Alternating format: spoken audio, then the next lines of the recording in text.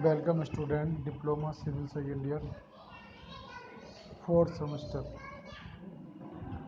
Subject irrigation engineering. तो irrigation में हमने आगे बढ़ाते हुए सोइल वाटर पे बात करेंगे। सोइल वाटर यानी कि मृदा जल। मृदा में उपस्थित जल तीन प्रकार के होते हैं। एक होते हैं हाइग्रोस्कोपिक वाटर, कैपिलरी वाटर और ग्रेविटेशनल वाटर।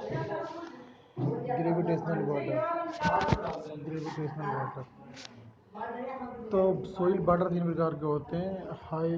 हाइग्रोस्कोपिक यानी कि अर्धधातुग्राही, और कैपिलरी वाटर केशिका जल, और गुरुत्वीय water gravitational water.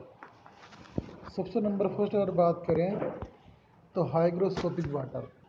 Hygroscopic water क्या होता है कि मृदा कणों में इलेक्ट्रॉनिक कमी के कारण मृदा में विद्युत और रासायनिक बल से मृदा कणों में पानी बन जाता है, और जो मृदा को 110 सेंटीग्रेड से अधिक तापक्रम पर गर्म करने से मृदा कण से अलग हो जाता है और अर्धधातुग्राहित जल कहलाता है। पौधों की सिंचाई में यह जल यूज नहीं हो सकता है।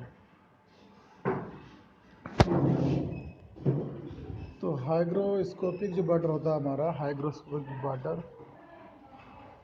यह सोइल पार्टिकल्स में इलेक्ट्रॉन की कमी के कारण सोइल में विद्युत और रासायनिक बल से सोइल कणों से पानी बन जाता है, जो सोइल को 110 डिग्री सेंटीग्रेड से अधिक तापक्रम पर गर्म करने से सोइल कणों से अलग हो पाता है। हाइग्रोस्कोपिक वाटर कहलाता है। पौधों की सिंचाई में यह जल यूज नहीं हो सकता है। हाइग्रोस्कोपिक वाटर यह जल पौधों की सिंचाई के लिए यूज नहीं होता है। नंबर 2 आता है कैपिलरी वाटर। कैपिलरी वाटर केशिकीय जल। सोइल रंध्रों में अणु के आकर्षण के कारण उपलब्ध जल केशिकीय जल कहलाता है। यह जल सोइल से अलग होकर बह नहीं सकता है। यह जल पौधों की जड़ों में उपलब्ध रहता है। इसी जल से पौधे वृद्धि कर पाते हैं।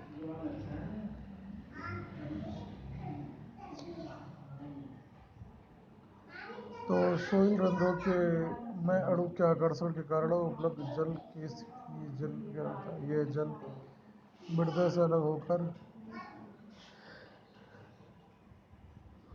बह नहीं सकता, और यह जल पौधों की जड़ों में उपलब्ध रहता है, और इस जल से पौधों वृद्धि पाते हैं। ग्रेविटेशनल वाटर गुरुत्वीय जल। ग्रेविटेशनल वाटर के प्रभाव से जो जल सोइल कणों से प्रभावित हो सकता है गुरुत्वीय जल यह स्वतंत्र जल कहलाता है। पानी के निकलने की व्यवस्था होने पर यह पानी निकल जाता है, और यह सिंचाई में यूज नहीं हो सकता है। तो ग्रेविटेशनल जो वाटर होता है वो एक फ्लो के कारण बाहर चला जाता है। केशिकीय जल जो होता है वो हमारा सिंचाई के लिए उपयुक्त होता है, जिससे पेड़ पौधे कैपिलरी वाटर के जरिए ही अपनी वृद्धि कर पाते हैं।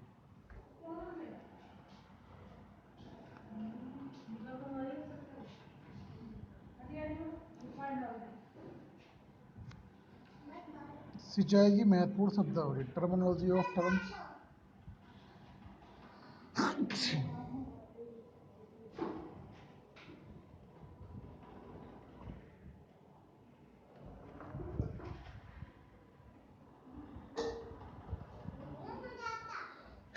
जी।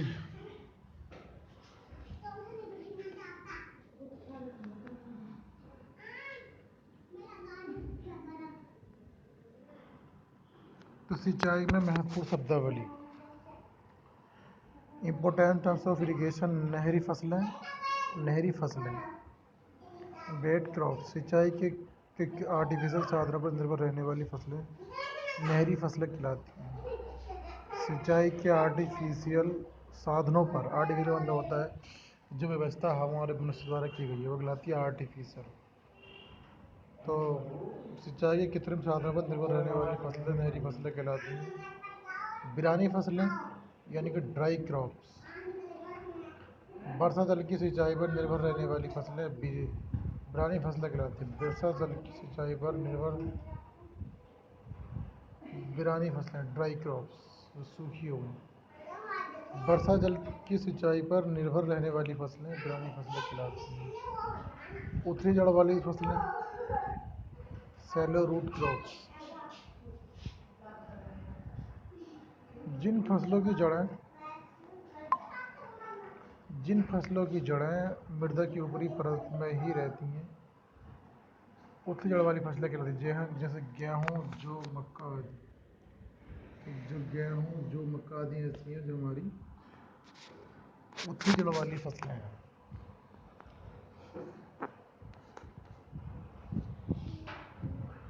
गहरी जड़ वाली फसलें डीप रूटेड क्रॉप्स। जब फसल के पौधों की जड़ें सोइल की ऊपरी परत पर न रुककर गहरी जाती हैं, गहरी जड़ वाली फसलें कहलाती हैं। जैसे अरहर, कपास आदि। अरहर का पौधा होता है वो हमारा गहरी जाती है, कपास भी गहरी जाती है। जब फसल के पौधों की जड़ें मृदा की ऊपरी परत पर न रुककर गहरी जाती हैं तो गहरी जड़ वाली फसलें कहलाती हैं। जैसे अरहर, कपास आदि। फलीदार फसलें। जिन फसलों में उत्पादन फली के अंदर बंद होता है फलीदार फसलें कहलाती हैं। जिन फसलों में उत्पादन फली के अंदर बंद होता है फलीदार फसलें कहलाती हैं। जैसे अरहर, चना, मटर आदि। अब आती है कंबाइंड यानी कि मिश्रित फसलें। जब एक से अधिक प्रकार के बीज मिलकर एक ही खेत में एक साथ उगाई जाती हैं तो मिश्रित फसलें कहलाती हैं। जैसे बाजरा के साथ मोठ, कपास के साथ मूंग आदि। Mixed crops. जब एक से अधिक प्रकार के बीज मिलकर एक ही खेत में एक साथ उगाई जाती है तो मिश्रित फसलें कहलाती हैं। जैसे बाजरा के साथ में। नकदी फसलें यानी कि कैश क्रॉप। वे फसलें जिनके उत्पादन को बेचकर कृषक अपने उपभोग के काम लेता है और नकदी फसलें कहते हैं। जैसे एक खाद्य फसल जैसे चाय, गन्ना, कपास, तंबाकू आदि इस श्रेणी में। तो चाय है तो बेचनी कन्फर्म है। चाय, गन्ना, कपास, तंबाकू आदि। फसलों का चक्रीकरण, रोटेशन ऑफ क्रॉप। फसलों का चक्रीकरण क्या होता है? जब एक खेत में एक ही फसल बार बार उगाई जाती है तो फसल अपनी वृद्धि के लिए सदैव एक ही प्रकार का पोषक तत्व ग्रहण करती है। अगर आप किसी भी खेत में एक ही प्रकार की फसल बोते रहोगे तो एक ही प्रकार के पोषक तत्वों को लेती रहेगी और ये रीज़न ये रहे कारण ये रहेगा कि आगे चल के वो पोषक तत्व उस जगह से ख़त्म हो जाए और हमारी जो फसल पहले हुई थी उसके बाद में फसल हमारी डिक्रीज होती चली जाएगी, जिससे सॉइल में कुछ उस तत्व की कमी होने लगती है और फसल पर प्रतिकूल प्रभाव पड़ने लगता है। विभिन्न फसलों को क्रम से बोने से सॉइल में किसी भी तत्व की कमी उत्पन्न नहीं हो पाती। अगर आप बहुत सारी फसलें क्रम वाइज बोते हैं तो हमारी मिट्टी में पोषक तत्व की कमी नहीं रहती है।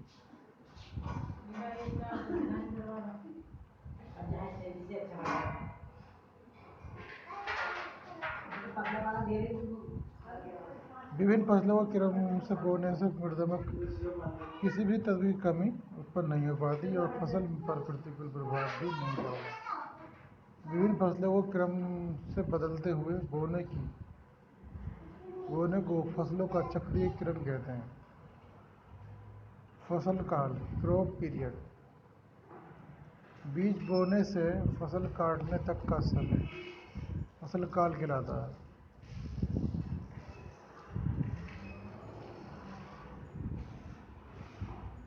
तो क्रॉप पीरियड फसल काल, बीज बोने से फसल काटने तक का समय फसल काल क्रॉप पीरियड्स कहलाता है।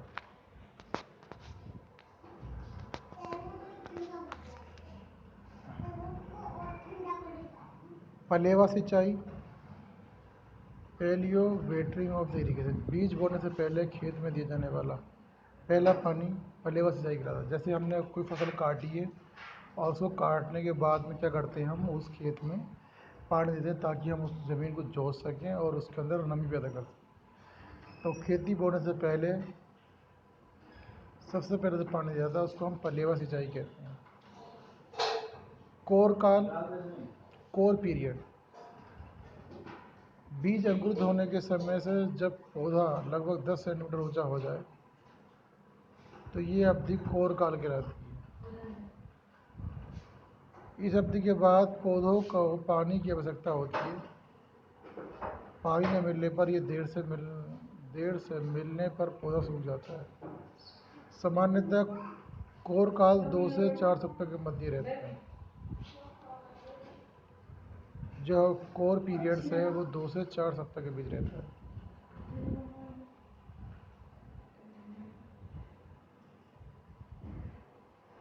कोर वाटरिंग, पौधों की कोर काल के बाद की गई पहली सिंचाई कोर सिंचाई कहलाती है और पानी की गहराई अन्य सिंचाई की अपेक्षा सबसे अधिक होती है। पलेवा सिंचाई मिलकर यह दूसरी सिंचाई होती है।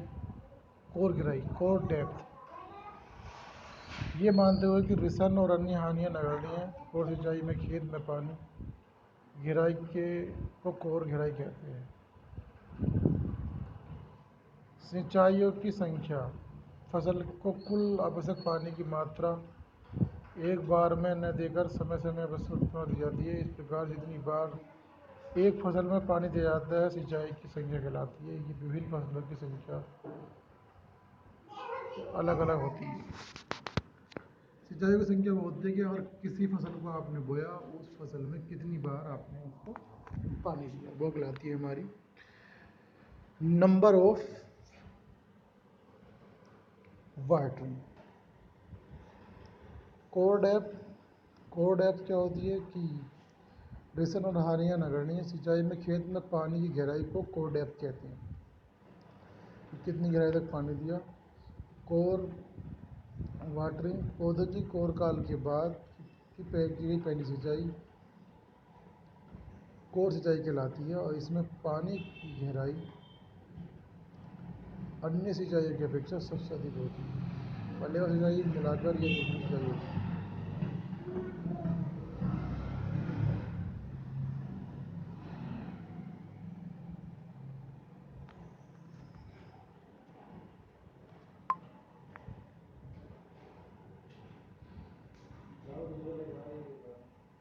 कैपेसिटी फैक्टर, कैपेसिटी फैक्टर क्या होता है, नहर के किसी भी स्थान पर पानी की उपलब्ध मात्रा तथा नहर की धारिता, इसके लिए नहर का निर्माण किया गया है, कैपेसिटी फैक्टर कहलाती है। नहर किसी भी स्थान पर पानी की उपलब्ध मात्रा, नहर की धारिता जिसके लिए नहर का निर्माण किया गया है वो कैपेसिटी फैक्टर कहलाती है। टाइम फैक्टर, नहर में पानी के वास्तविक बहने की दिनों की संख्या तथा सिंचाई के लिए जितने दिन पानी बहना चाहिए था का अनुपात नहर का समय गुणांक कहलाता है। नहर में पानी के वास्तविक बहने के दिनों की संख्या, सिंचाई के लिए जितने दिन पानी बहना चाहिए था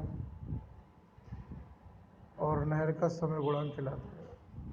मोगा आउटलेट, डिस्ट्रीब्यूशन कैनाल से पानी निकालने के लिए नहर के किनारे पर बनाए गए छेद को मोगा कहते हैं।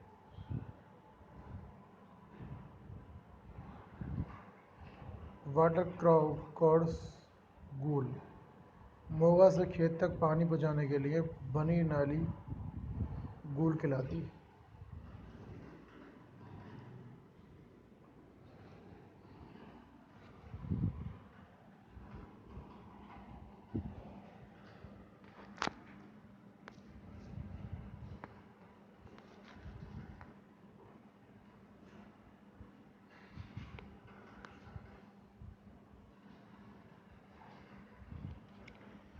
मोगा गुणांक आउटलेट फैक्टर मोगा पर पानी की ड्यूटी को मोगा गुणांक कहते हैं। और जैसे बोला इसने चार्ट एक मोगा द्वारा जिस क्षेत्रफल की सिंचाई की जाती है चेक कहलाता है। चेक के क्षेत्रफल से सिंचाई त्रुटि और मोगा का डिस्चार्ज निर्धारित करता है।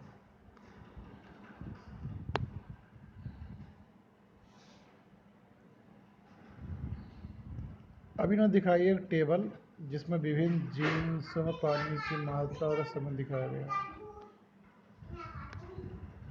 अब यह दिखाया नाम जीन्स फसल समय कब बो जाती है कब पड़ जाती है औसत पानी की गहराई सेंटीमीटर में सिंचाई के लिए पौधों की क्रांतिक अवस्थाएं फर्स्ट सेकंड थर्ड और दिखा रखी टिप्पणी। अगर आप बात करें सबसे पहले मक्का की मक्का यानी कि भुट्टा।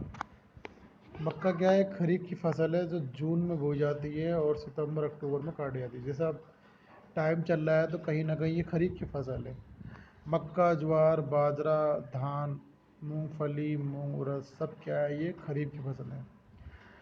तो जून से सबकी शुरुआत होती है और सितंबर अक्टूबर चलती है। औसत पानी की गहराई 25 सेंटीमीटर बोली इन्होंने मक्का की।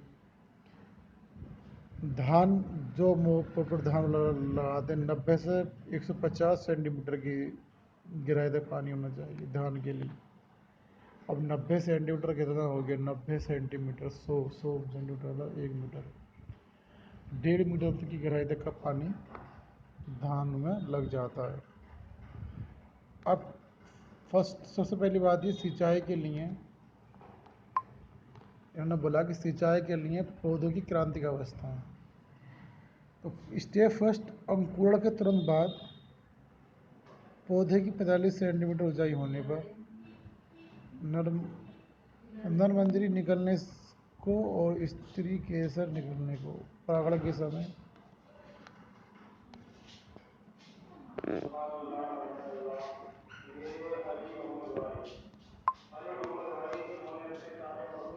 ज्वार ज्वार हम ये भी खरीफ की फसल है जून और जुलाई में बोई जाती है कटाई नवंबर में होती है।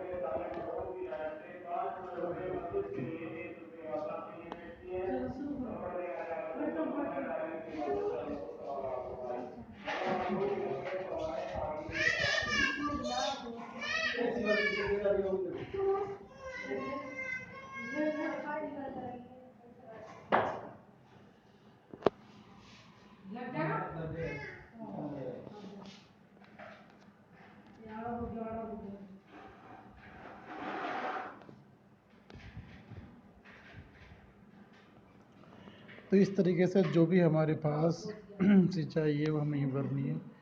अब इन्होंने बताया ज्वार है हमारे पास ज्वार खरीफ की फसल है जून से जुलाई में बोई जाती है और नवंबर में काटी जाती है। औसत पानी की गहराई 30 सेंटीमीटर। देखिए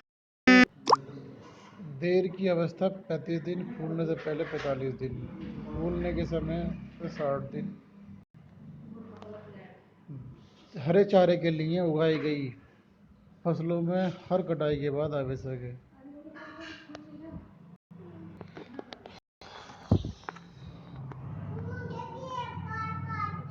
बाजरा ये खरीफ की फसल है जुलाई में बोई जाती है और अक्टूबर में काटी जाती है। 30 सेंटीमीटर गहराई तक से पानी दिया जाता है। पहला दूसरा स्टेप इधर कुछ नहीं है। कभी कभी वर्षा न होने पर सिंचाई आवश्यक है। जब बाजरा है वो ऑटोमेटिक ही होता रहता है और ज़रूरी नहीं है कि आप इसकी बारिश अगर नहीं होती है तो फिर हमें इसमें पानी देना पड़ता है। धान खरीफ की फसल है जो जुलाई और अक्टूबर के मध्य कटाई में 90 से 150 सेंटीमीटर पानी चाहिए। पौधों की रोपाई के तुरंत बाद जो पहला पानी, अगर आपने पौधे की रोपाई कर दी, धान लगा दिए, तो हमें तुरंत पानी चाहिए। बाली के बनते समय और फूलने पर दानों में दूध पड़ने की अवस्था के तुरंत बाद धान की खेती भूमि को हर समय संतृप्त रखा जा सकता है। अगर धान की खेती अगर है तो आप चाहो तो उसमें हर समय नहीं रख सकते हो। मूंगफली ये खरीफ की फसल है जो मई जून में बोई जाती है और नवंबर दिसंबर में काटी जाती है। 45 सेंटीमीटर पानी की गहराई से चाहिए औसत। फूल लगते समय, जमीन में दरार पड़ते समय, अगर दरार पड़ गई तो तब पानी दो, और पलेवा के बाद किस समय के बाद। मूंग उर्द खरीफ की फसल है, जून अगस्त में बोई जाती है, अक्टूबर नवंबर में काटी जाती है। 30 सेंटीमीटर औसत पानी फूलने के पहले, फूलने के समय और बसंत में ग्रीष्म ऋतु में प्रथम अवस्था पर पानी दे सके। अरहर जून जुलाई तथा अक्टूबर नवंबर में बोई जाती है। नवंबर दिसंबर फरवरी मार्च। 30 सेंटीमीटर पानी की आवश्यकता है फूलने के समय।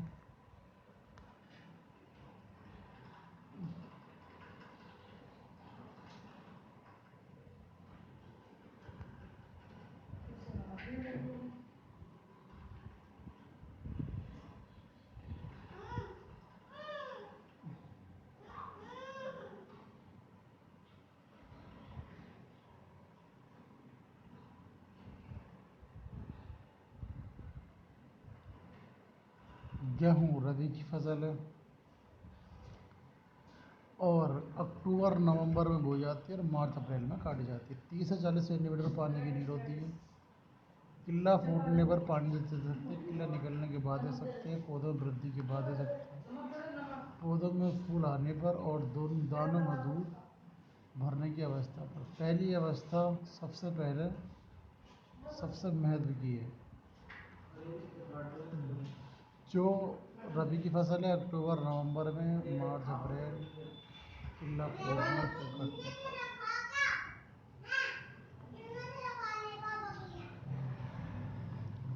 अब ये सब मटर है, मटर एक रबी की फसल है।